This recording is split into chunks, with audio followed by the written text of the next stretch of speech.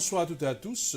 Merci de votre fidélité dans votre émission Café Mort, les lundis à 21h sur Beurre FM TV. Ce soir, nous allons recevoir un jeune que je connais depuis très longtemps, vous le cacher, puisqu'il est de ma ville. On va recevoir Mounir Mahi. Bonsoir. Bonsoir Akli. C'est gentil pour le compliment de jeune parce que on commence à vieillir. À vieillir, bien sûr. Alors, tout doucement, mais sûrement, mais c'est ouais. ça. Mais Mounir, donc, parle-nous un peu de toi. Qui est Mounir Mahi? De quelle origine t'es? T'as grandi où? Voilà, ton histoire un peu. Alors je suis j'ai grandi, je suis né dans le Val-de-Marne à Créteil et j'ai grandi donc à Bonneuil-sur-Marne dans le 94. J'ai 37 ans, je suis père de famille, j'ai 3 enfants. Et donc ma passion c'est l'écriture. Alors, avant de venir à la passion, t'es originaire d'où? Parce que les origines, parce que tu sois né à Créteil, parce qu'à Bonneuil il n'y a pas de clic de toute façon, ouais. Donc tous les Bonneuillois sont nés à Créteil. Mais t'es originaire d'où? Tes parents ils sont originaires d'où? Ils sont originaires les deux d'Algérie, donc du côté de Mostaganem. Voilà. Mais où à Mostaganem? Parce qu'il faut préciser, c'est bien, les gens ils aiment bien savoir. Ah oui, très bien. Alors, en plus, si les gens te regardent, et ceux qui sont du village de tes parents, ils vont dire « Ah, il nous a même pas cité ». Je comprends là. Comme ça, je comprends.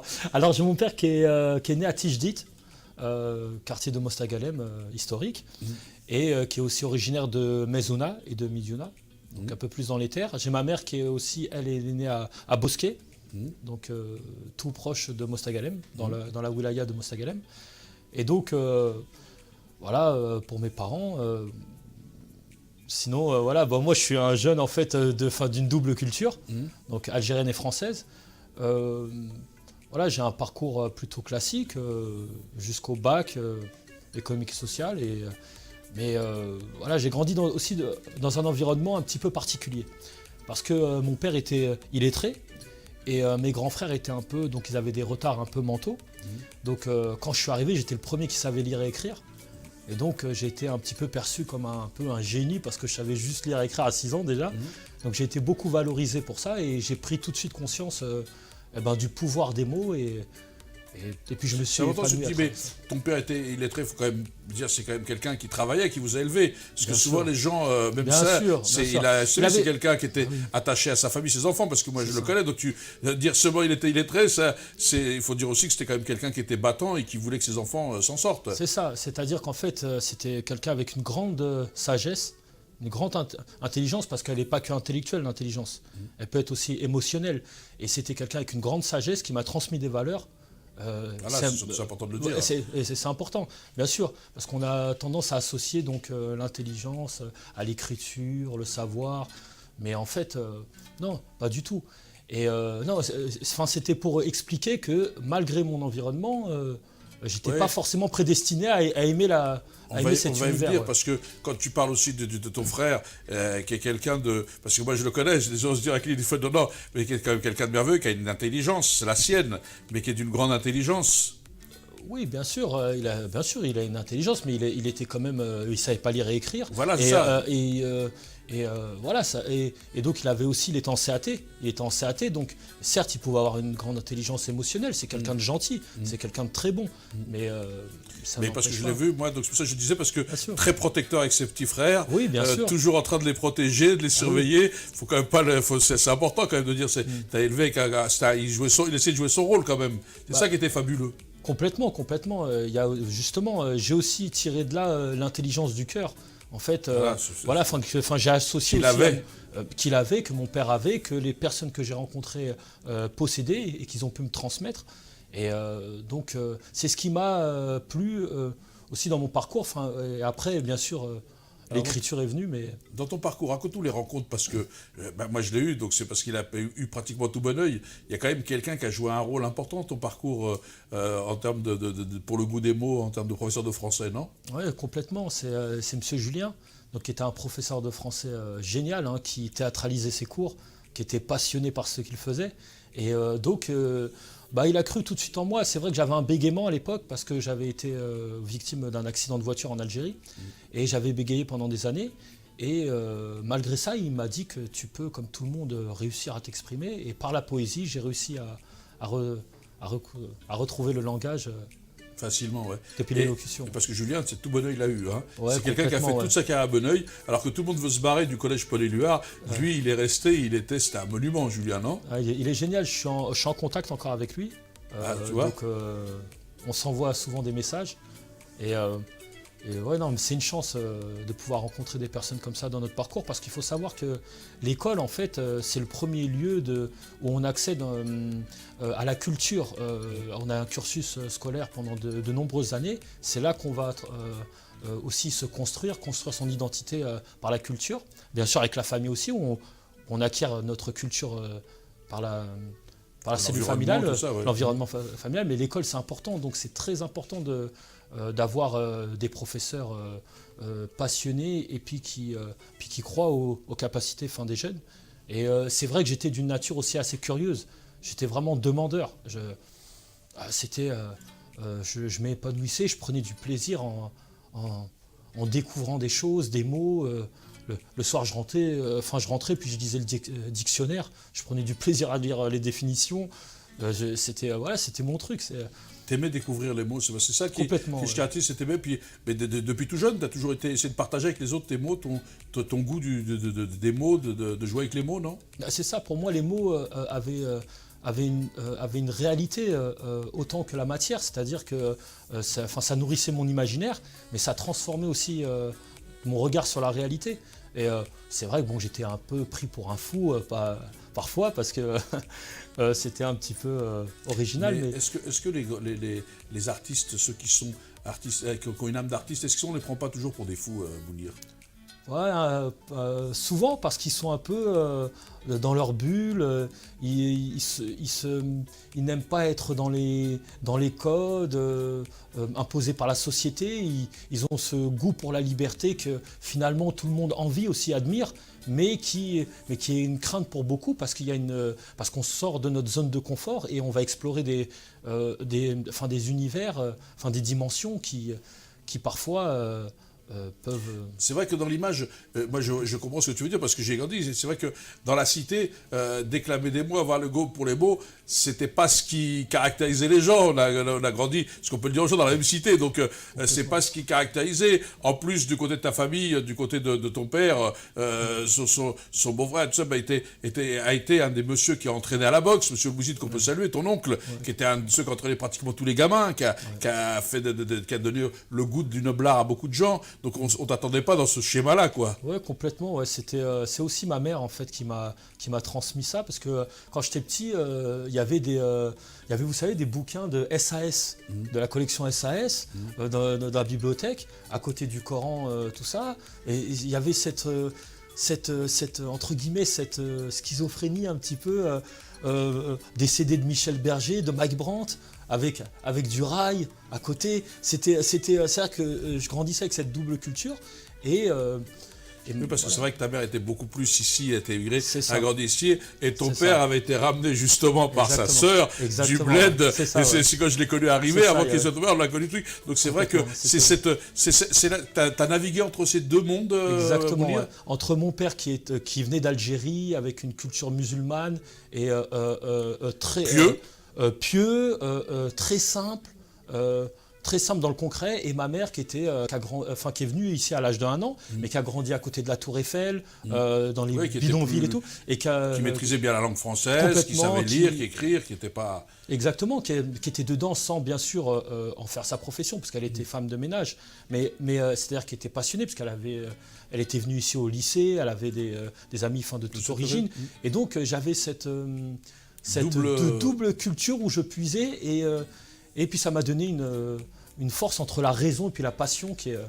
Alors, qu'est-ce qui t'a donné le goût d'écrire comme ça, Mounir, de pays? Parce qu'après on va parler, tu as fait quand même des spectacles, tu as innové, mais tu t'es formé tout seul, quoi. Tu n'as pas eu de guide, tu t'es vraiment construit, quoi. Alors, dans mon parcours, parce que c'est pas évident de s'analyser comme ça, mais j'ai connu le rap adolescent, j'étais plus sensible bien sûr à I.Am, Kerry James pour leurs textes.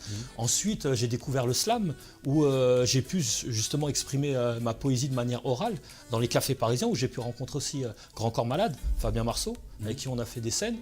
Et donc de fil en aiguille, je me suis tourné tout naturellement vers le théâtre, parce que j'y ai trouvé en fait le lieu où on pouvait exprimer toutes les formes d'art et les mêler dans un échange direct avec le public qui est génial.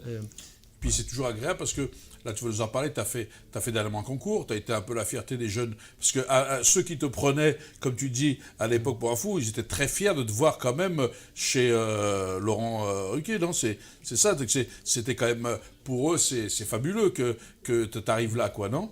Ouais, complètement. Ouais. J'ai eu la chance, en fait, c'est un ami d'enfance, Rachid, qu'on a en commun, Rachid Aliouche, qui est aussi un très bon pianiste.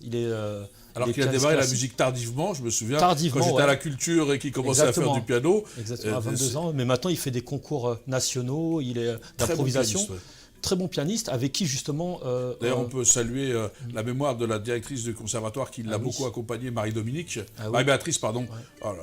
Marie-Béatrice, qui effectivement nous a quittés récemment, donc on peut saluer la mémoire de Marie-Béatrice, pardon, qui a fait beaucoup pour ces jeunes et pour nos jeunes de Bonneuil en termes de conservatoire. Complètement, elle a tenté en fait de donner un accès à la culture à ces jeunes des quartiers. Et voilà, c'était une grande dame. Et donc avec Rachid, on a aussi développé ce concept qu'est la poésique, donc qui est la rencontre entre la poésie et la musique, à travers un spectacle qui s'appelle Il était une fois poésique. Que tu as joué à Bonneuil, voilà. Donc à la salle Gérard Philippe, et qui a fait beaucoup d'émules, parce que j'en ai entendu parler de nos jours, parce que beaucoup de gens sont venus te voir, et c'était un spectacle magnifique. Complètement, et puis on compte justement le rejouer cette année, et on espère le diffuser sur tout le territoire, parce qu'en fait, comme ça... Explique-nous d'abord ce que c'est ce spectacle. Explique aux gens. Voilà. Alors le spectacle, ça raconte l'histoire de Moon, qui est un peu perdu dans la société de consommation, un peu dans sa routine, et qui un soir, devant la télé, va s'endormir en zappant sur du Jean Ferrat, que serais-je sans toi qui vins à ma rencontre, et il va se réveiller dans son rêve et rencontrer son inconscient, donc qui est interprété par Rachid, qui est venu lui faire retrouver confiance en lui à travers les mots et la poésie. Voilà, et ça, c'est une création totale de toi, et de Rachid et de toi, quoi. Voilà, donc j'ai écrit la pièce, j'ai créé les personnages, et Rachid a composé donc tous les sons et puis la musique du spectacle. Et puis Géraud Pinault, qui est aussi un Bonneuillois, un réalisateur, nous a accompagnés sur la mise en scène. On connaît, donc on salue Rachid et Géraud Pinault, c'est le truc. Et donc, quel texte avais pris pour justement ce concours? Parce que je voudrais t'entendre aussi, parce que les gens se disent, est-ce qu'ils déclament? Parce que je sais que tu avais choisi un truc pour la finale, et comme tu as pas dit, mais tu vas nous faire le premier texte et après le deuxième. Alors le concours, le Grand Oral, donc, qui est passé sur France 2 le 19 février, était un concours sur l'éloquence, parce qu'il voulait mettre en valeur la parole populaire. On t'appelle le slammer du bus. Oui, le poète. Le poète, le chauffeur-poète. Le poète-chauffeur. Le poète-chauffeur, voilà. Ouais. J'ai trouvé cette formule très, très bien, parce que je sais que tu travailles à la RATP. Oui, les gens pourront te rencontrer dans la ligne 103 pour venir demander les autographes. Hein, entre autres. Et te rencontrer, parce que tu es quand même quelqu'un d'attachant, Mounir. Et donc, raconte-nous un peu alors ce chauffeur-poète, cette aventure. Ouais. Alors cette aventure, donc c'est Rachid Aliouche qui a vu la pub à la télévision et qui m'a envoyé le lien, qui m'a dit Mounir, tiens, tu devrais participer. Donc j'ai casté, donc j'ai envoyé une vidéo. On était entre 400 et 500 donc à être inscrits. Donc j'ai été convoqué par la production. Ils m'ont dit qu'ils avaient un peu flashé sur mon profil. Et ensuite, ils nous ont fait faire un dernier casting final où on était une cinquantaine et ils devaient en retenir que 12 pour faire l'émission. Donc j'ai réussi le casting. Et de là, on est 12. Voilà, dans les 12 donc pour faire l'émission. Et de là, on est parti dans l'aventure. Et donc, ce soir-là, donc, on était 12. Je suis arrivé en demi-finale. Mais ce n'était pas le plus important. Le plus important, c'était de passer un message, de donner une image positive aussi, à travers tous les gens qui pouvaient se reconnaître en moi. Voilà, ça te tient à cœur, ça, Rachid, tu vois, j'avais pas ce truc. Mounir, ça te tient à cœur parce que comme vous êtes toujours ensemble, je dis aux gens, Mounir et Rachid, c'est des perruches, sont séparables, c'est des inséparables. Vous ne pouvez pas avoir l'un sans l'autre, sinon c'est pas possible, il y a un problème. Alors, Mounir, toi, ça t'a toujours tenu à cœur depuis que je te connais.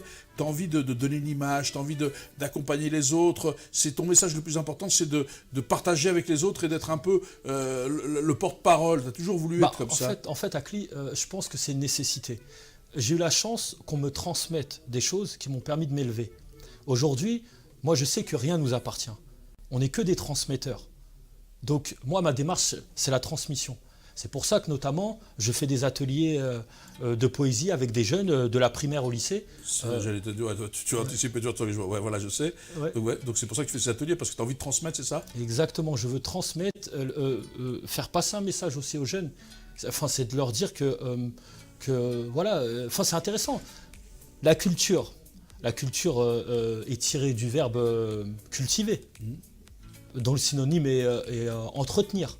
Veut dire entretenir, mais c'est ça que j'essaye de faire passer comme message aux jeunes, c'est d'entretenir leur curiosité pour le monde qui les entoure. Mais même dans tes textes, il y a toujours beaucoup d'engagement dans tes textes. C'est toujours des textes très engagés, Mounir. Oui, je pense. C'est-à-dire que j'aime aussi la poésie pour la beauté du langage, mais je pense qu'elle a toujours une fonction sociale. Il faut qu'elle passe un message, il faut qu'elle puisse apporter une plus-value, une richesse à celui qui l'écoute. Donc, dans ce sens, oui, c'est un engagement. Ouais. Alors, je ne t'avais pas prévenu, mais je te prends un peu au dépourvu parce que je sais que tu maîtrises bien tes textes. Est-ce que tu peux nous décliner un peu le texte que tu as fait pour l'émission justement avec Ruquier là? Oui, bien sûr. Alors, le texte que j'aurais voulu faire en finale, en fait, c'était une déclaration d'amour à la France. Le thème, c'était Ma France à moi. Alors vas-y, on t'écoute ce que c'est. Dans la période, je pense que c'est un bon thème. Je sais que tu vois, je savais que tu es engagé, Mounir, je sais très bien. Je ne savais pas le texte, je ne le connaissais pas. Je le dis aux gens, tu peux leur dire que je ne le connaissais pas. Ouais, mais comme je te connais depuis longtemps, je sais que tu es toujours très engagé et que tu as toujours envie de faire passer un message. Ouais. Alors, ça, en fait, il dit « Autour de moi, j'entends trop souvent cette phrase. La France, c'est fini. Comment peut-on dire cela? La France est une chance. Elle offre à tous la possibilité de construire son chemin. Il y a tant de raisons pour lesquelles nous pouvons lui faire confiance. Ce n'est pas anodin de pouvoir prendre à minuit les transports pour aller danser sur Lyon, Marseille ou Paris. Ma France est un feu d'artifice, un poème qui renforce l'amour à la folie, un baiser sous une fontaine, une liesse populaire, une deuxième étoile en or pour célébrer les efforts de nos jeunes tricolores. Ma France, je la kiffe à chaque instant.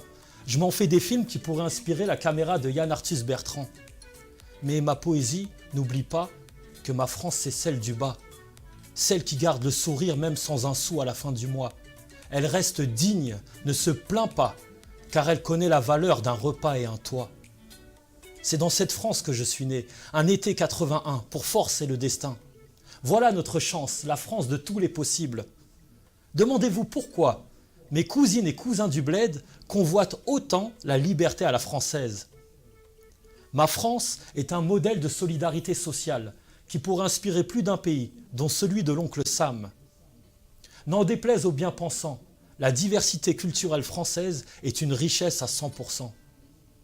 Ma France attire les talents du plat pays, de Brel à Stromae. J'ai une pensée pour Johnny. À l'heure des écrans, des néons et des LED, j'aime quand ma pensée rougit sous l'effet d'une bougie du siècle des Lumières. Je garde à l'esprit Condorcet, Diderot, Voltaire, qui je vous promets ne sont pas que des stations de métro. Car il est un enjeu majeur pour notre nation que la culture soit synonyme de futur. La France n'est pas finie. La France est une chance. La France est notre chance. Et ce soir, devant vous, c'est le cœur plein de confiance que je vous avoue, je suis fier d'être français. Merci. Écoute, j'applaudis parce que je suis le seul d'un truc, mais magnifique. Hein. En tous les cas, c'est un texte magnifique. C'est un texte engageant. C'est un message. C'est un vrai message que tu passes, Mounir, que tu as envie de passer. Oui, bien sûr. C'est de dire à tout le monde qu'on a une chance extraordinaire. C'est qu'on a cette langue française comme bien commun et qu'on vit dans un pays où tout est possible. On a tendance à l'oublier parce qu'on est les Français, nous, on a tendance à regarder beaucoup notre nombril. Mais ceux qui voyagent, ils savent. Ils savent la chance qu'on a d'être dans ce pays.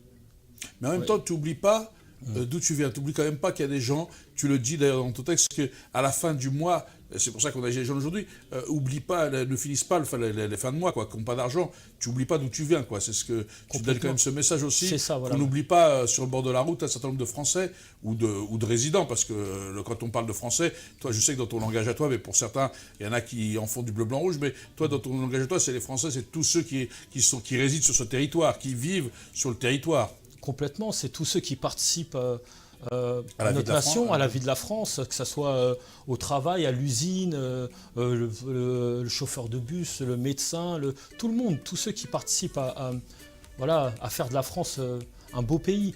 Et donc aussi à notre jeunesse, c'est ces valeurs-là que j'essaie de transmettre.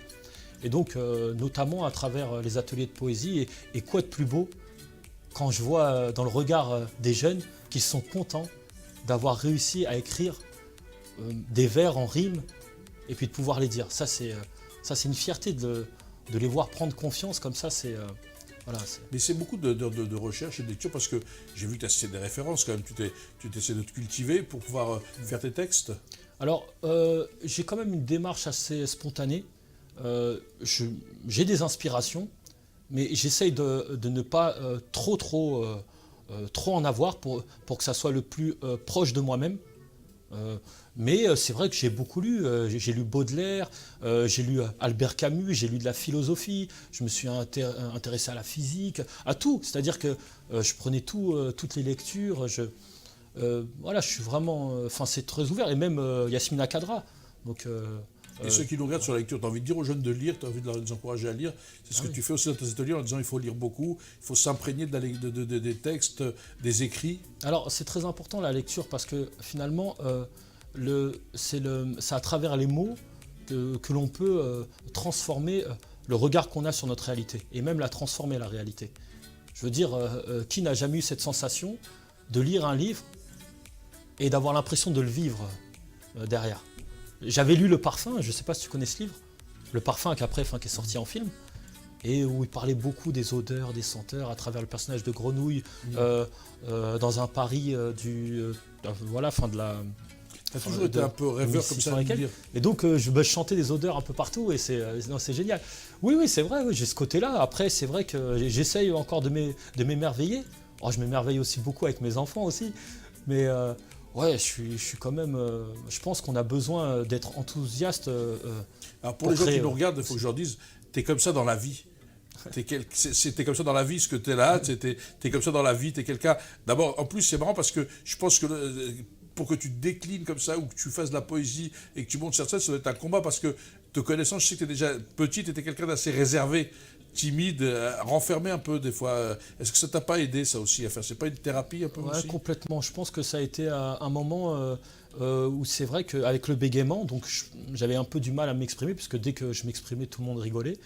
Et j'avais aussi ma famille qui était un petit peu entre guillemets, les jeunes n'étaient pas très gentils, c'est-à-dire qu'on leur jetait des cailloux parce qu'ils n'étaient pas normaux, ils n'étaient pas comme eux.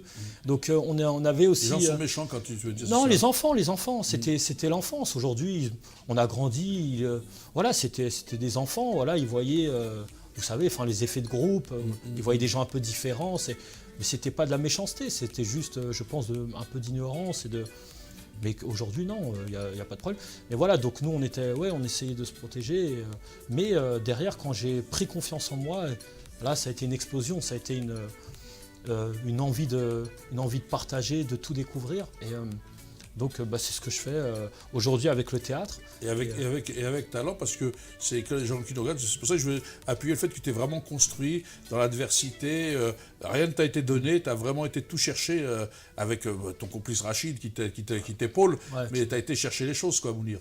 Ouais, complètement. Je pense que c'est il n'y a rien qui se fait comme ça, facilement. Il n'y a rien de grand qui se fait, entre guillemets, sans effort, sans... Voilà, c'est aussi ces valeurs-là qu'il faut transmettre. C'est le courage, les efforts, la patience, le fait de renouveler, d'être ouvert. Et donc, même aujourd'hui, je veux dire, j'aime le théâtre parce que c'est un spectacle vivant, il y a un contact direct avec le public. Mais je développe aussi des projets en parallèle parce qu'il faut être aussi dans les médias du temps, c'est-à-dire l'audiovisuel. Et donc, je suis en train de créer aussi une série qui va s'appeler Envers et pour tous. Envers et pour tous, on est en train de la tourner et qu'on diffusera notamment sur YouTube et pourquoi pas aussi peut-être à la télévision parce que j'ai pris quelques contacts comme Delphine Ernotte et Michel Field. On te le souhaite, mais c'est quand même beaucoup de temps et d'engagement parce que tu l'as dit, tu es marié, tu as 3 enfants, tu travailles parce que c'est ton argent que tu mets dedans, t'es pas beaucoup aidé, c'est quand même beaucoup d'investissement, Mounir, dans tout ça. Alors, c'est beaucoup d'investissement et en même temps, c'est du plaisir. C'est vrai que je suis chauffeur de bus. Bon, c'est un métier alimentaire, donc ça ne m'empêche pas, quand je suis dans mon bus, de rêvasser et de développer mes idées et puis mon écriture. Après, c'est vrai que je me suis mis aussi à temps partiel pour pouvoir avoir plus de temps. Mais quand on a des valeurs simples et qu'on est passionné, la vie, elle coûte pas cher. La vie, elle coûte pas cher. Je veux dire, comme je le dis dans mon texte, quand on a un toit et qu'on a à manger, qu'on a des gens qu'on aime autour de nous, qu'on a une passion, hein, il faut juste un stylo, une feuille, un livre. Voilà, je sors dehors, je vais faire mon footing pour. Voilà, je veux dire, c'est la vie en vérité, c'est nous qui nous créons des besoins.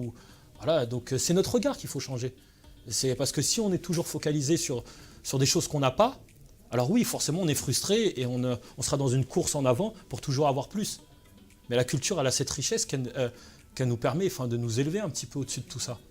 Et voilà, c'est aussi... C'est vrai. Alors, Mounir, avant, parce que l'émission va toucher à sa fin, est-ce que tu peux nous faire un dernier slam ou une dernière poésie parce que c'est aussi ça qui m'intéresse, que les gens découvrent ce que tu fais quand même, parce que et qu'après, effectivement, nous dire comment ils peuvent te joindre, s'ils veulent te programmer, ou s'ils veulent que tu viennes faire quelque chose, ce serait aussi important, parce que les artistes, il faut qu'ils vivent aussi, il faut qu'ils vivent de leur art aussi, et puis ils créent Et justement, dans ce sens-là, j'ai un rêve, j'aimerais te le dire ici, mais c'est de pouvoir partager justement la langue française en Algérie. Donc ça, c'est un rêve absolu que j'ai de pouvoir aller, de pouvoir aller tourner là-bas. J'ai pris l'engagement avec Rachid de vous aider à monter le truc, ça c'est vrai, je sais. Mais via les instituts français, voilà. Pourquoi pas, via les comme ça, on l'a dit devant la télé, c'est pris, tout ça, on va essayer de travailler. Alors juste pour que justement ceux qui nous regardent en Algérie, ils regardent aussi, est-ce que tu peux nous faire un dernier slam, parce que ce serait bien que bien sûr. Alors c'est un slam que j'avais écrit à l'époque, justement, parce que j'avais voyagé en Algérie, et je m'étais étonné, parce que malgré la misère, tous les gens, ils avaient le sourire. Alors je me suis demandé qu'est-ce qui leur donnait le sourire. Bienvenue dans le désert des envies, où tes pères espèrent que tu ne deviendras pas bandit. Miséria, miséria, quand tu me serres dans tes bras, l'air me manque autant que l'argent dans ma banque. Tu ne m'as jamais demandé mon avis, et tu t'imposes comme l'absence de mes plats à midi. Le ventre creux, je sais pourtant te dire tais-toi, en me disant qu'il y a toujours plus malheureux que moi. Miséria, miséria, loisir et plaisir sont des mots qui te font rire. Et quand me largue l'espoir, tu me nargues dans mes désirs. Tu remplis mon décor en imitant le vent. Et dans mon corps, tu m'apprends à ressentir le temps. Mais miséria, miséria, je le sais, un jour je t'abandonnerai vers l'amour et les richesses qu'elle promet. Voilà, donc c'était l'amour. C'était l'amour, quelque chose. Ouais. Mais toujours très positif, en même temps tu parles de la réalité, mais sans la tordre ou sans faire du misérabilisme dans tes slams, dans tes poèmes. Non, je n'aime pas qu'il y ait un peu de négativité ou de plainte. J'aime quand le message tire vers le haut, donne un message d'espoir, parce que c'est trop facile de regarder son côté obscur ou ses défaillances. Non, je pense qu'il faut se tirer vers le haut. Et puis c'est ce que notamment avec Rachid, on est dans cette relation. On va toujours on évolue ensemble, on se tire vers le haut et voilà. Et puis c'est ce que je veux aussi partager avec tout le monde, quoi. Alors, donc on va essayer de le partager en Algérie. Okay. J'ai reçu le message, je vous dis, et tout. Okay. Et qu'est-ce que tu as envie de dire aux gens qui nous regardent? Alors, comment on peut contacter Mounir Mahi, pour justement discuter avec eux, voir si on veut mettre des ateliers en place, si on veut discuter avec des jeunes? Alors, il y a les réseaux sociaux, bien sûr. Donc, vous pouvez nous trouver sur Facebook avec Mounir Mahi, ou bien Mounir le Grand Oral. Voilà. Et... Mounir Mahi, M-A-H-I, comme vous l'avez, là d'ailleurs c'est écrit, Mounir Mahi sur Facebook, ou Mounir le Grand Oral. Ouais, Mounir le Grand Oral. En plusieurs mots, en 4 mots, ou Mounir le Grand Oral attaché, tout attaché? Non, séparé en plusieurs mots. Mounir le Grand Oral. Ouais. Okay, et vous pouvez aussi contacter, je pense, Beurre TV, peut-être. Voilà, on leur donne les coordonnées. Voilà, et puis vous communiqueront mon mail. En tout cas, j'espère être prochainement proche de chez vous pour pouvoir partager avec vous la poésie et la magie des mots. Voilà. Merci. Et qu'est-ce que tu n'as pas envie de dire à tes frères et sœurs, enfin pas sœurs, non, mais bien sûr, frères, et à tes parents, peut-être un message aussi, parce qu'ils vont nous regarder quand même. Ouais. Merci papa, je t'aime. Et maman, pareil. Et donc, aimez vos parents, parce que quand vous aimez vos parents, tout l'univers vous est ouvert. Voilà. Et aux jeunes de Bonneuil qui vont nous regarder, qui t'ont soutenu, Il n'y a pas de fatalité. Qui t'ont accompagné dans le grand, comment ça s'appelle, le grand oral, c'est Ouais, ça? le grand oral. Le grand oral, ils t'ont accompagné, ils t'ont soutenu. J'ai vu ça sur les réseaux. Qu'est-ce que tu as envie de leur dire pour une fois, c'est derrière toi tous là. Qu'est-ce que tu as envie de leur dire? J'ai envie de leur dire, croyez en vos rêves. Il n'y a pas de fatalité. C'est vous qui construisez votre réalité. Vous êtes maître et puis acteur de votre devenir. Alors, gardez foi en vous et puis faites preuve de courage pour vous et puis vos proches. Voilà. Allez, un dernier petit morceau pour la route alors avant de finir. Ouais, bien sûr. Bien sûr. Alors, je vais vous faire une petite poésie que je fais souvent dans mes ateliers avec les enfants pour pouvoir les ouvrir facilement à la poésie. Voilà. Il faut ouvrir son cœur et affronter toutes ses peurs. Il faut pouvoir dire jusqu'aux pleurs que l'on veut vivre malgré la douleur et pouvoir sourire de son malheur pour libérer son être jusqu'au bonheur. Car j'ai 7 milliards de raisons de me dire que la vie est belle à chaque saison. Mais je n'ai qu'un cœur, et qui pourtant aimerait offrir 7 milliards de fleurs dans chaque maison.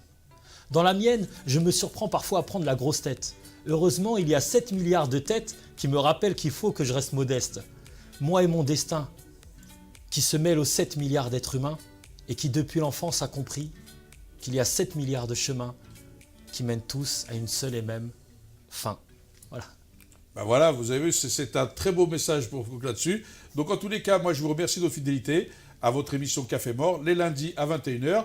Donc Mounir Mahi, si vous voulez le retrouver, c'est Mounir Mahi, donc M-A-H-I, ou Mounir, le grand oral, et vous pouvez le contacter, et c'est vraiment quelqu'un qui se rend disponible, qui fait, alors bien sûr, de ne pas exploiter les gens, mais si vous pouvez au moins le défrayer, ça c'est bien, mais c'est quelqu'un qui est très engagé avec les jeunes, les enfants, comme il fait sur Bonneuil et d'autres villes. Voilà, donc nous, on se retrouve la semaine prochaine avec un nouvel invité, à 21h, et comme l'a dit Mounir, surtout, ne perdez jamais espoir, et gardez vos convictions, ayez de la volonté, et tous les chemins ne mènent pas à la fin, mais en tous les cas, ça ouvre des voies, et la volonté ouvre beaucoup de voies. Donc sur ces paroles, je vous souhaite une excellente soirée, et à celles et ceux qui vont passer à table, bon appétit, bonsoir à toutes et à tous, et à la semaine prochaine, 21h, dans votre émission Café Mort, avec un nouvel invité. Bonsoir.